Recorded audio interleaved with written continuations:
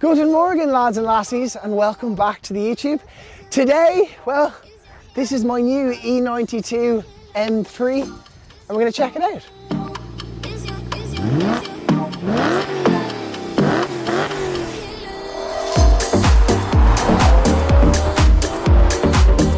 Over the last 3 to 4 years with Dundeel, I've been able to test drive nearly every new car that's come to market.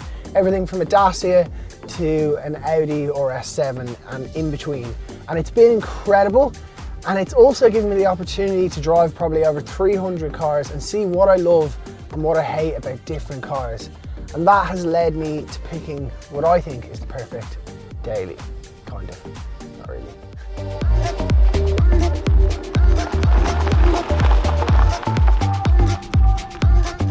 And that has led me to here, to an E92 M3, which I know isn't the stereotypical daily car, but I will explain because there was certain criteria to get for a perfect daily. And number one on those was it had to have 4 seats, because I've been dailying a Nissan 350Z for the last year and a bit, and it's only had 2 seats, and it's been an absolute pain. Number 2 was I wanted something with a little bit of a modern touch so that I could drive and it wouldn't be drony on the motorway. That would have things like heated seats, cruise control, and just be kind of all around comfortable. And number 3 is I wanted something a little bit different. I didn't want another GTI or another Golf 4 or Audi S3. Brilliant cars, but I wanted something that maybe gives you a little bit more of a sense of occasion every time you drive it. Okay, so we're just going to put you on the gimbal and we'll give you a little bit of a walkthrough. So from the rear, it's actually in pretty good nick, because what I haven't mentioned is this is the highest mileage one in Ireland, and it was also the cheapest one. And truth be told, I actually wasn't really planning on buying one, but then this came up and I could actually afford it, so I was like, okay. So mileage wise, we'll get to that in a minute, but it's okay. So there's a lot of flies around today. Carbon roof, which obviously that lowers centre of gravity, but I also think it adds a little bit of coolness.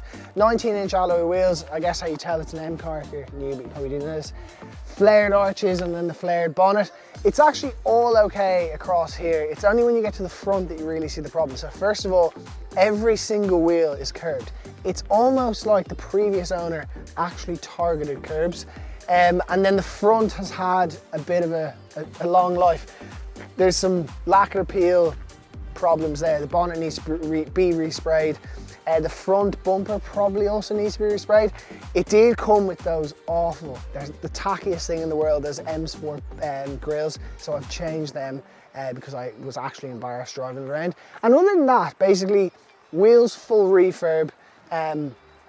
This needs to be addressed, maybe the front bumper. Other than that, it's actually okay. There's a few things inside which we'll talk about, and it might need new front discs, but other than that, it's really nice.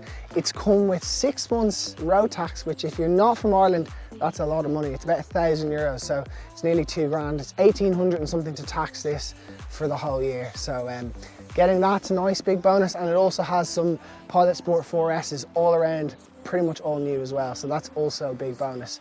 So it's been pretty well looked after. In fact, I think I added up the service history and there's over €30,000 worth of service history. And the all-important question, rod bearings.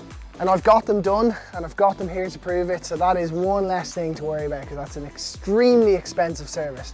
Anyway, let's go for a drive. So to drive, we'll begin with the interior, and it's actually a lot better than I thought it would be, especially for the mileage, which we'll get to in a moment. But yeah, as a normal day-to-day car, it's quite smooth. Because of the rod bearings changed, even though you don't necessarily have to, I did take precaution for about 700 kilometers and drove it really slow, under 3k revs. And it's just like a 320D in that scenario. It's only really when you open it up that it then becomes the animal that it is. And this is my first ever V8 car. And when I'm reviewing all of the cars day to day with Dundeel, I've noticed that the engine displacements are becoming smaller. They're putting fewer and fewer cylinders in, and in most cases they're plug-in hybrid or fully electric. And some of these are incredible to drive. And actually some of the new electric stuff is bonkers. That e-tron GT RS is the fastest car I've ever driven. But I've always wanted a V8, and so this finally ticks that box. The S55 is arguably one of the better engines that BMW have ever made. It's an engine I've always heard and always wanted to have a go of, and I have to say, it does not disappoint. If you know anything about E92 M3s, you'll know they're available in DCT and in manual. And I've always been a manual person. I prefer automatic day to day, but when you have something with over 400 horsepower, I just think it has to be manual. It makes it far more engaging to drive. I don't know if I said it earlier, but I think the only mechanical issue I'm really having with this is the front, I think it's the front right disc is warped. And so when I brake on heavy braking, there's an ever so slight wobble in the steering wheel. That I'll fix in the next couple of weeks. But other than that, this car is turning the key on or click the start button and enjoy it.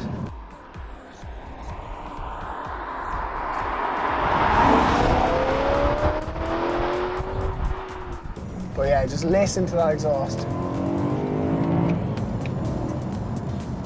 It drives like a VTEC for someone who's never driven anything like this. It reminds me of that because once you get to about 7k, it gets this new lease of life that just enlightens it and gives it more and more power. One other thing, you'll probably notice that the car is filthy, and if it wasn't raining, I would have cleaned it. But at the same time, this is not a garage queen, and I hate people who buy beautiful cars and just never drive them. This is going to be doing big mileage, which at this point I should reveal, it's got 186,000 kilometers exactly, which is about 115,000 miles, which for one of these, if they're not looked after, is a lot, but this is unbelievably looked after. I actually know one of the previous owners, Nobby on Cars, who's an Irish motoring YouTuber. But yeah, this is not a garage queen, and I'm looking forward to just driving it and doing some road trips in it and putting the miles on it, because that's why I bought it.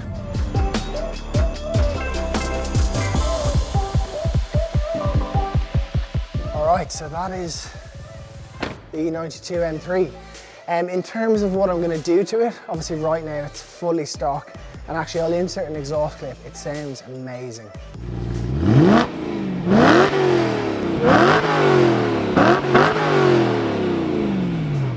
So I don't think I'm going to tamper with that because I'm sick of loud exhausts on the motorway droning.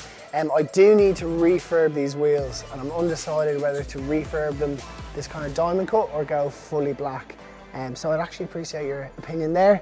I'd also like to add a few carbon accents around the place, but other than that, I just want to get it 100% mechanical and then just enjoy that V8, which is an absolute weapon. But that's basically it for this video, so hopefully you've enjoyed it. If you have, please make sure to subscribe. And I'm happy to make more videos than this, but I'm also happy to never bring it on the YouTube channel ever again. So let me know if you would like to see more on it or not. And I can go way more into detail and properly nerd out on all the specifics, but I kind of realized this is mostly a wakeboarding audience, so they probably don't need to know or care as much. But yeah, thank you so much for watching. We'll see you in the next one.